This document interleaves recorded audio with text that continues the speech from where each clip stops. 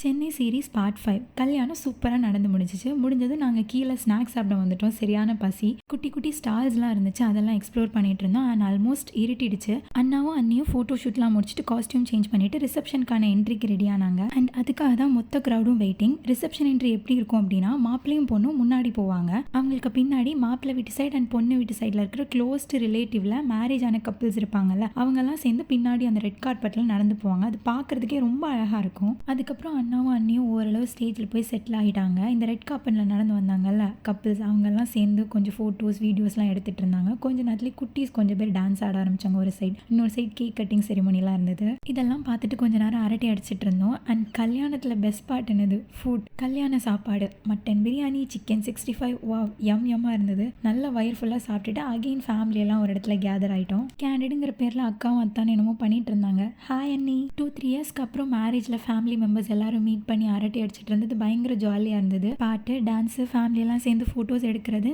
கல்யாணம் இனிதே நிறைவடைந்தது. And this is the last part of the series. Last வரைக்கும் பார்த்தவங்களுக்கு ரொம்ப ரொம்ப தேங்க்யூ. டாடா.